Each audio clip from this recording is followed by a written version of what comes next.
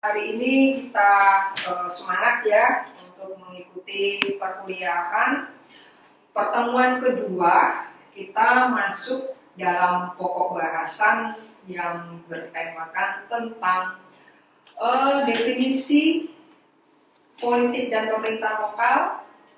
Kemudian kita belajar bersama-sama tentang ruang lingkup pemerintahan lokal, otoritasnya itu maksudnya apa saja, kekuasaan pemerintahan lokal itu apa, dan selanjutnya kita masuk kepada definisi secara teoritik tentang hubungan atau relasi kuasa antara pemerintah lokal dan pemerintah pusat. Jadi kita membahas 3 hal tersebut ya. Saya nanti akan juga mengajak Anda semua untuk belajar melihat realitas yang ada di lingkungan tempat tinggal Anda. Jika Anda tinggal di Surabaya, maka mulailah Anda ketika menelusuri jalan, Anda coba lihat kiri kanan ada kantor, dan di kantor itu ada plang ya, yang bunyinya apa? Misalnya kantor Dinas Pariwisata Kabupaten Lumajang. Oh, Anda nanti melihat kantor Dinas Pendidikan Provinsi Jawa Timur yang ada di Jalan Genteng Kali. Anda nanti bisa melihat kantor Badan Perencanaan Pembangunan Kota Surabaya ya, yang di belakang Balai Kota. Anda coba melihat setiap kantor yang ada di daerah Anda, entah Anda tinggal di wilayah kabupaten atau di wilayah kota ya, yang itu merupakan cakupan dari praktek atau implementasi dari pemerintahan daerah. Jadi pemerintahan daerah itu sebenarnya kita sudah tahu semua ya. Pemerintahan daerah dalam bahasa Inggris adalah local government. Local government. Kita belajar tentang politik dan pemerintahan lokal. Seharusnya yang saya bahas dahulu adalah politik. Tapi dari semester kemarin ada masukan dari mahasiswa yang memberikan pesan kepada saya bahwa tidak semua mahasiswa yang belajar di Departemen Ilmu Politik itu akan menjadi saintis. Jadi ada beberapa orang yang mengusulkan supaya didahulukanlah topik tentang local government, not lokal politiknya, seperti itu ya. Jadi sekali ini saya coba mengubah titik tekan dalam penyampaian pembelajaran kita ya. Pada hari ini kita belajar khusus di pemerintahan lokal. Politik lokal ada, kalau di Departemen Ilmu Politik ada namanya politik lokal. Yaitu apa? Dia masuk ke dalam ranah urban politik dan rural politik. Dalam mata kuliah yang ditawarkan namanya politik perkotaan dan politik di desa. Itu bedanya sangat tajam ya. Kita belajar politik di kota, satunya politik di desa. Kota dan desa sebagai suatu area, sebagai suatu arena dari praktek local government. Baik. Saya mulai aja, saya sudah memberikan beberapa literatur kalau nggak salah ya, atau PPT yang sudah disampaikan oleh asisten-asisten saya yang sudah membantu melancarkan proses pembelajaran daring, yaitu tentang definisi pemerintahan lokal. Pemerintahan lokal definisinya banyak. Anda bisa cari di Wikipedia atau dicari di textbook. Tapi umumnya literatur-literatur tentang pemerintahan lokal itu banyak dibuat oleh ilmuwan di Inggris ya, dan Amerika. Sedikit yang membuat kajian yang berbahasa Inggris dengan dengan studi kasusnya di luar Eropa dan Amerika ya. Kalau ada kita temukan adalah beberapa negara di Afrika Selatan ya, atau negara sub-Sahara. Baik, Saya awali dengan definisi pemerintahan lokal. Pemerintahan lokal itu adalah suatu apa? Dia suatu organ administrasi, ya politik, ya administrasi dan politik untuk penyelenggaraan urusan. Intinya pemerintahan lokal itu ada di penyelenggaraan urusan. Kalau kita bisa memahami kata pemerintah lokal, berarti secara rasional, ya dengan memakai rasio kita tahu bahwa pemerintahan lokal ada, berarti ada pemerintah di tingkat atasnya. Apa itu pemerintah nasional? Yang biasa kita kenal namanya dengan sebutan pemerintah pusat. Ya, di sini ada pemerintah pusat dan di sini ada pemerintahan lokal. Ya. Yang membedakan pemerintah pusat dan pemerintah lokal itu adalah dalam hal penyelenggaraan urusan. Kata kuncinya di sini. Pemerintahan lokal secara praktis dapat kita artikan adalah sebagai bentuk pendelegasian. Ada kata pendelegasian urusan dan pendelegasian wewenang. Yang mana urusan dan wewenang itu akan dijalankan sesuai dengan kondisi yang ada di daerah itu. Jadi kalau Anda nanti belajar tentang pemerintahan lokal, itu jenjangnya seperti apa? Jenjangnya pemerintah lokal itu di seluruh dunia itu berbeda-beda. Kalau dalam suatu negara kesatuan, itu umumnya skema atau hierarki pemerintahan lokalnya itu seperti ini. Ada pemerintah pusat, pemerintah provinsi, pemerintah kabupaten, pemerintah kota. Biasanya selalu diginikan. Pemerintah kabupaten, kalau Anda baca literatur atau koran atau media sosial, kalau ada berita tentang pemerintah kabupaten, itu umumnya langsung dikasih garis miring pemerintah kabupaten / kota. Tidak pernah dituliskan pemerintah provinsi / kabupaten, tidak pernah. Pasti di pemerintah provinsi dikasih koma. Kabupaten dan kota. Karena ini adalah dianggap sebagai bentuk dari penyerahan urusan, ya, yang penyerahan urusan itu diikuti dengan penyerahan kewenangan, pendelegasian wewenang, pendelegasian tugas, pendelegasian urusan yang didasarkan kepada potensi, ya, dan kebutuhan masyarakat setempat, masyarakat lokal setempat. Gitu ya. Pemerintahan lokal. Pemerintahan lokal tidak bisa berdiri sendiri karena pemerintahan lokal ini berjalan dalam suatu skema yang bernama desentralisasi. Saya sudah nulis. Ya, pemerintahan lokal itu berjalan dalam suatu skema kewenangan yang bernama desentralisasi. Desentralisasi jenisnya macam-macam. Ada desentralisasi administratif, ada desentralisasi politik, ada desentralisasi fiskal, desentralisasi ekonomi, desentralisasi pasar.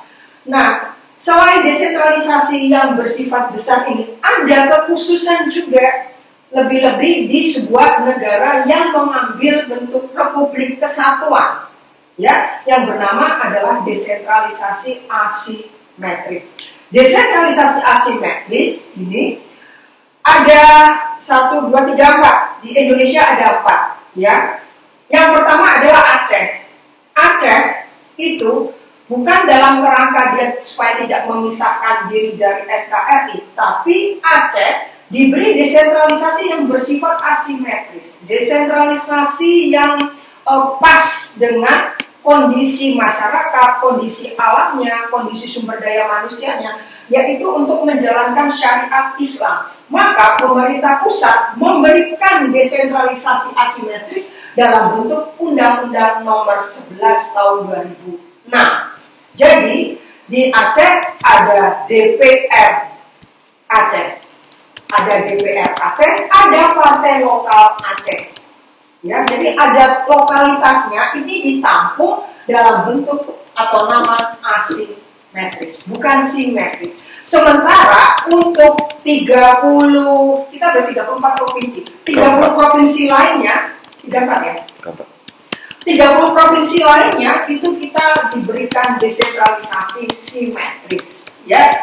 Kemudian yang berikutnya Papua, ya. Papua itu berdasarkan Undang-Undang Nomor 35 Tahun 2008 itu diberi untuk menjalankan desentralisasinya diberi kekhususan, ada otonomi khusus ya yang diberikan kepada pemerintah Papua untuk menyelenggarakan urusan untuk memenuhi kebutuhan masyarakat Papua, memenuhi kebutuhan rakyat di Papua, ya, karena Papua itu kaya sumber daya alam yang sebagian masuk ke APBN, lah kemudian didelegasikan kembali, ditransfer lagi, dikembalikan lagi kepada rakyat Papua untuk menjamin terlaksananya pemberian pelayanan publik kepada masyarakat Papua. Pemerintah Negara Kesatuan Republik Indonesia membuat Undang-Undang 35 tahun 2008. Untuk Daerah Istimewa Yogyakarta ini ada Undang-Undang Nomor 13 tahun 2012.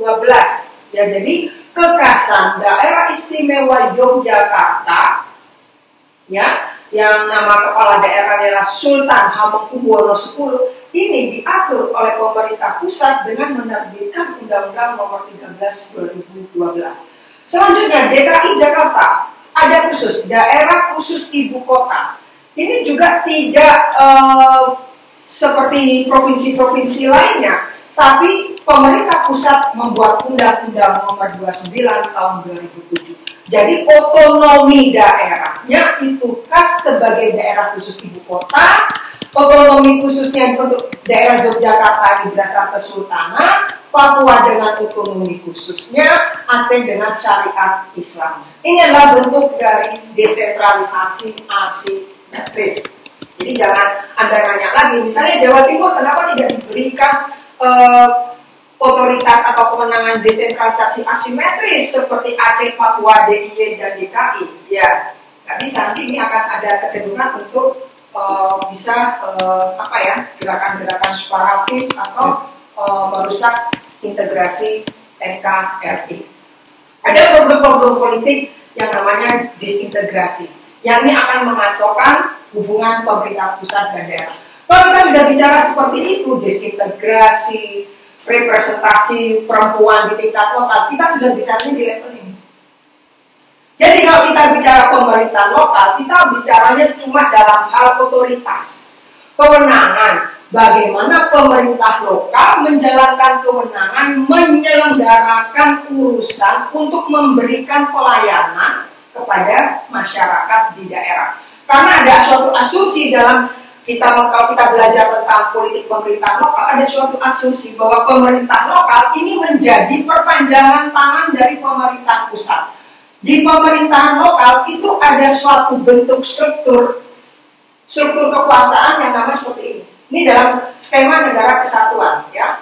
Dalam skema negara kesatuan Republik Indonesia seperti ini. Di sini pemerintah provinsi ini bisa disebut sebagai level intermediate, apa namanya? Intermediate itu apa namanya? Intermediate, ya. Pemerintah provinsi ini intermediate. Ya. Kalau dalam kursus bahasa Inggris kan ada level paling bawah itu kursus bahasa Inggris itu elementary. Ya, kalau ini intermediate, Jadi yang antara, ya. Jadi struktur antara pemerintah provinsi ini perlu Anda perhatikan, ya. Pemerintah provinsi itu adalah struktur antara pemerintah pusat dan pemerintah kabupaten dan kota. Oleh karena itu dalam pemerintahan provinsi, ya, Provinsi Jawa Timur di dalamnya ada beberapa kabupaten, tapi bukan kota. Ya, secara struktur gitu. Oke, ya. Jadi misalnya kita lihat Kabupaten Ponorogo, nah, ya, Kabupaten Sidoarjo, Kabupaten Lamongan. Nah, ini masuk ke gabungnya di kabupaten provinsi Jawa Barat. Ada kota Kabupaten Bogor gitu ya, ada Kabupaten Bandung, itu Jawa Barat. Nah, kalau kotanya itu sendiri. Jadi kabupaten punya otonomi daerah sendiri, begitu juga kota punya otonomi daerah sendiri. Ya. Nah, saya lanjutkan. Yang membedakan suatu pemerintahan itu adalah pemerintahan lokal. Ya, pemerintahan lokal itu yang tadi saya bilang, ini kan dia ada karena dia diberi atau jadi pemerintahan lokal itu ada dalam kerangka menjalankan asas pemerintahan desentralisasi. Nah, desentralisasi ini itu terlihat dari apa? Adanya pemberian penyerahan urusan dari pemerintah pusat ke pemerintah daerah dalam bentuk otonomi daerah. Otonomi daerah bentuk realnya adalah daerah otonom. Daerah otonom itu punya dua organ pemerintahan yang namanya satu eksekutif, bukan dua, tapi tiga. Eksekutif, legislatif, ya, yudikatif. Ini terkait dengan urusan peradilan. Ini terkait dengan urusan-urusan peraturan perundang-undangan. Ini terkait dengan penyelenggaraan atau pelaksanaan atau implementasi kebijakan-kebijakan publik atau keputusan-keputusan politik. Jadi intinya yang ingin saya sampaikan kepada Anda adalah ketika kita bicara tentang pemerintahan lokal, politik lokal, maka kita tidak pernah bisa lepas dari teori-teori desentralisasi. Ingat ya, teori-teori desentralisasi itu kita tidak bisa melepaskan dengan jenis-jenis desentralisasi itu sendiri. Desentralisasi politik, desentralisasi administratif, desentralisasi fiskal, desentralisasi ekonomi, dan desentralisasi pasar. Bentuk dari implementasi desentralisasi adalah otonomi daerah. Oleh karena itu, suatu daerah yang punya otonomi, maka di situ pasti ada suatu lembaga perwakilan daerah, namanya DPRD, Dewan Perwakilan Rakyat Daerah. Dan ada kepala daerah. Kalau di kota namanya wali kota, kalau di kabupaten namanya bupati. Nah, urusan yang intermediate itu adalah provinsi, namanya gubernur. Nah, kita di Surabaya ada di wilayah administratifnya Provinsi Jawa Timur. Maka di Jawa Timur itu ada DPRD Provinsi Jawa Timur. Di Provinsi Jawa Timur juga ada DPRD Kota Surabaya, ada DPRD Kabupaten Lamongan, ada DPRD Kabupaten Malang, ada DPRD Kota Batu, ada DPRD Kota Mojokerto, ada DPRD Kabupaten Mojokerto. Jadi dalam suatu wilayah, misalnya Mojokerto, itu ada kota, ada kabupaten. Juga di Malang, ya, Batu itu dalam wilayah Jawa Timur. Kota Batu itu adalah daerah otonom, meskipun cuma ada 3 kecamatan. Syarat minimal untuk menjadi daerah otonom, ya, ada persyaratannya minimal 3 kecamatan. Yang paling kecil adalah Kota Mojokerto. Ya, Kota Mojokerto itu ada kabupaten dan kota. Cirinya dia punya otonomi tidaknya itu kita bisa melihat dari DPR. Jadi suatu daerah itu punya otonomi daerah bila ada Dewan Perwakilan Rakyat Daerah yang dipilih secara langsung kalau di dalam pemerintahan NKRI. Baik, sampai di sini ada yang mau ditanyakan? Ya, kalau tidak ada saya lanjutkan bahwa kembali lagi ke sini. Jadi definisi dari pemerintahan lokal itu adalah suatu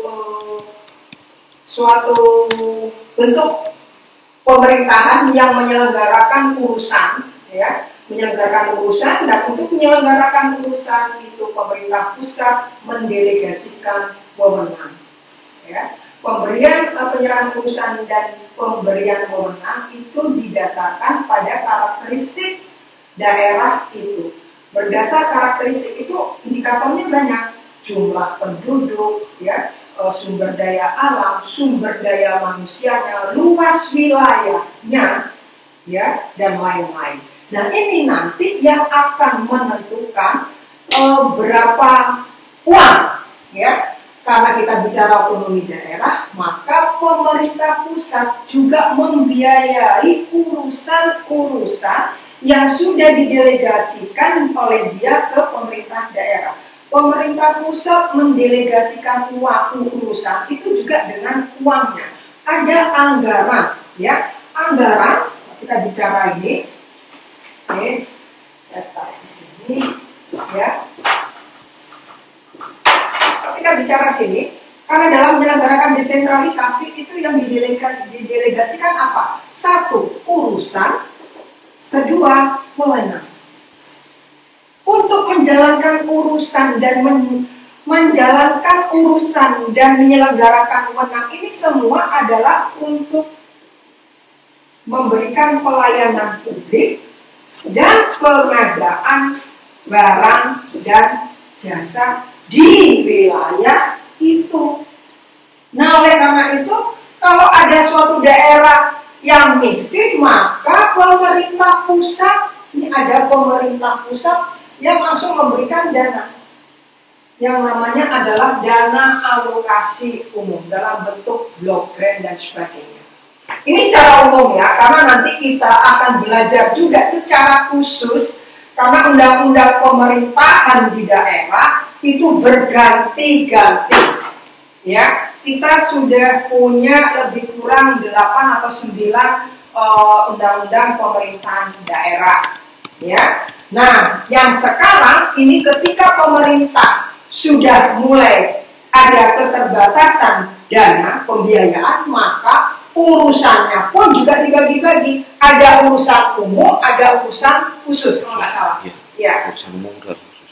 Ada urusan. Jadi yang urusan umum itu dulu pemerintah daerah bisa, tapi sekarang sudah ditarik oleh pemerintah pusat. Misalnya untuk eksplorasi tambang mineral itu sekarang izinnya langsung kepada pemerintah pusat. Pemerintah daerah tidak bisa menerbitkan izin tempat untuk mengeksplorasi alam, minyak, tambang dan sebagainya. Nah, ini diatur dalam Undang-Undang Nomor 23 Tahun 2014. Nanti Anda silakan baca beberapa poin penting dari pasal-pasal yang sudah dibuat oleh DPR bersama-sama pemerintah, ya. Kalau saya tekankan ya, kalau DPRD, ya, ketika dia menjalankan urusan dan dalam rangka menjalankan wewenangnya, karena DPRD itu adalah representasi dari rakyat, karena dia dipilih melalui mekanisme pemilu, maka dia bekerja sama dengan pemerintah daerah atau dengan kepala daerah, dia menghasilkan perda. DPRD menghasilkan perda. Kalau DPR menghasilkan undang-undang. Urusan konkuren. Urusan konkuren, ya. Jadi ada urusan umum sama konkuren. Nah, jadi ada urusannya ada macam dua ya.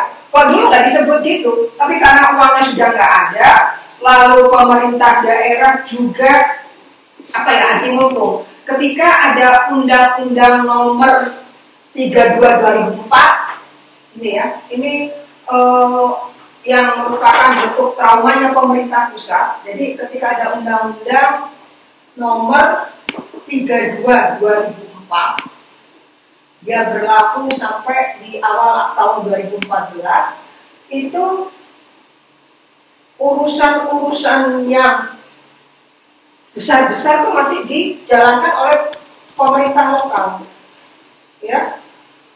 Terakhir itu kita kecolongan, ya, pemerintah daerah itu kecolongan karena pemerintah lokal itu sejak ada Undang-Undang Nomor 23 2014 itu sudah tidak bisa lagi menerbitkan izin usaha, investasi, undang investor semau gue, itu sudah nggak bisa.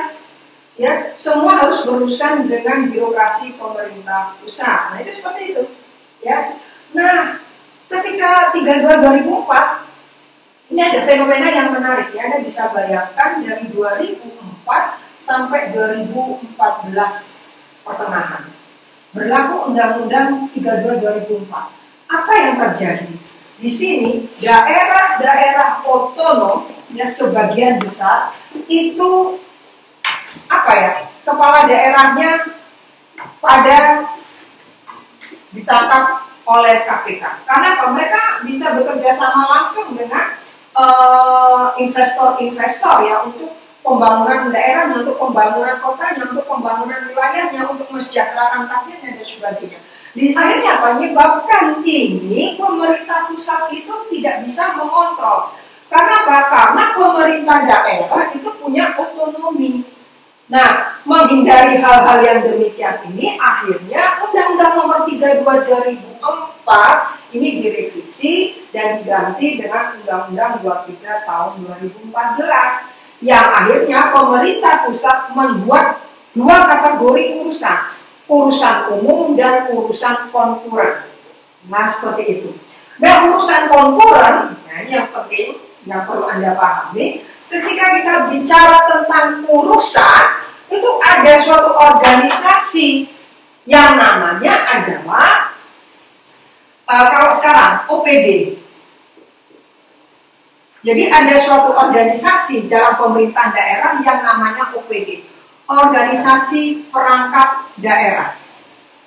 Kalau dulu ketika masih berlaku Undang-Undang 32 2004 namanya SKPD.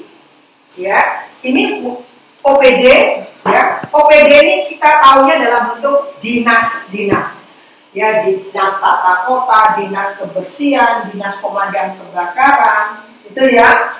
Ada, nah dinas-dinas ini sesuai dengan urusan yang diberikan oleh pemerintah pusat atau diberikan oleh pemerintah di atas pemerintah kabupaten kota.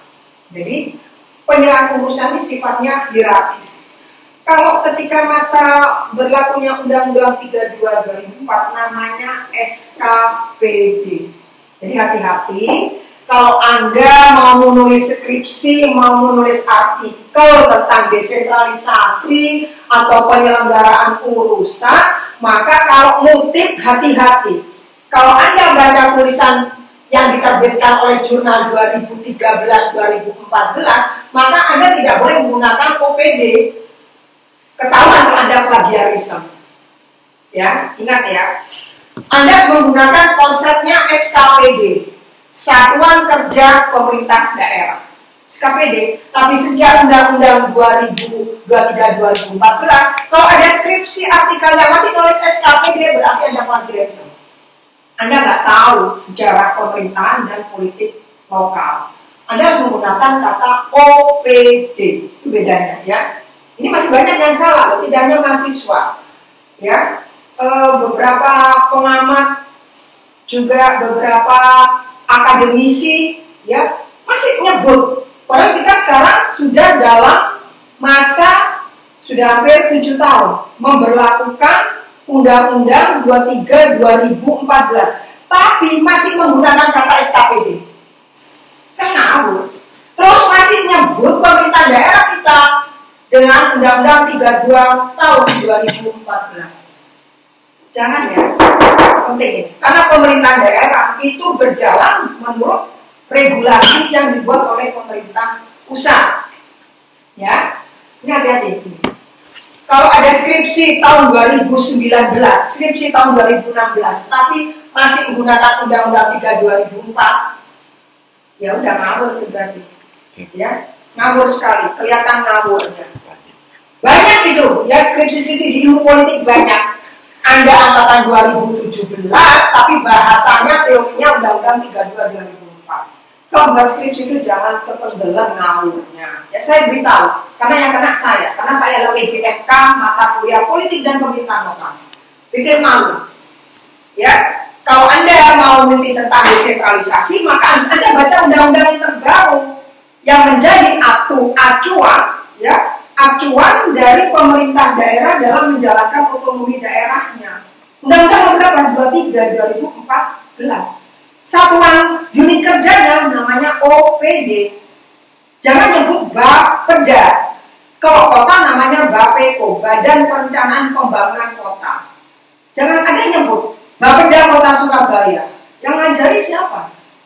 Ya, saya kadang-kadang merasa miris gitu. Ini belajar di mana? Gitu, sekolah di mana? Gitu ya. Kalau Kota Surabaya namanya Bapeko.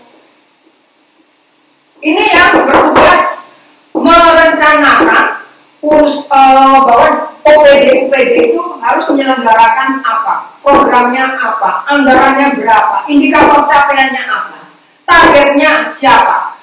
Kalau di kabupaten namanya Bapeda, Badan Perencanaan Pembangunan Daerah Kabupaten Sampang, Bapeda Provinsi Jawa Timur. Itu menunjukkan kota. Ya, hati-hati. Ya, skripsi banyak begini. Bapeda Kota Mojokerto. Bapeda itu gantengannya Kabupaten atau provinsi. Bapeda Provinsi Sumatera Utara. Bapeko Kota Medan. Ya, DPRD Kota Surabaya. Jangan DPRD Kabupaten Surabaya. Kalau selama undang-undang sebelumnya, kita istilahnya dulu bukan kota, tapi kota madya. Ya, Kota. Kota madya dulu, namanya kota madya. Kota madya. Ini ketika dulu kan kita selalu orang Surabaya, masih ada yang bilang KMS, Kota Madya Kota Surabaya, KMS disingkat. Ya, zaman saya ketika kuliah saya masih ini KMS, ini Kota Madya Surabaya. Ya, masih ada ini. Ya, kalau kita lihat artefak atau meja kursi Kota Surabaya tahun 80-an awal 90-an, ya sampai tahun 2000 ke bawah sebelum Undang-Undang 22 tahun 1999, kita masih menyebutnya Kota Madya Surabaya, Kota Madya Malang. Jadi ini sebagai penerjemahan dari kota kecil, kota sedang, kota besar. Skala otonomi daerah, kalau kita mengikuti beberapa di negara yang saya print ini ya, misalnya ada beberapa, misalnya kita mengikuti New Zealand gitu ya, atau kita mengikuti Inggris, atau kita mengikuti Norwegia, ya, atau kita mengikuti Jepang atau Romania, itu beda-beda, ya. Tetap indikatornya kota kecil, kota sedang, kota besar, atau kota metropolitan, atau kota megalopolitan. Kita kenalnya megapolitan, lo-nya dibuang, ya, lidahnya sudah terlanjur ini, linu, gitu ya. Yang benar adalah megalopolitan, tapi kita biasa namanya megapolitan. Itu adalah kesatuan wilayah administratif dalam rangka memberikan pelayanan, dalam rangka penyelenggaraan pelayanan publik atau pengadaan barang dan jasa untuk kesejahteraan masyarakat.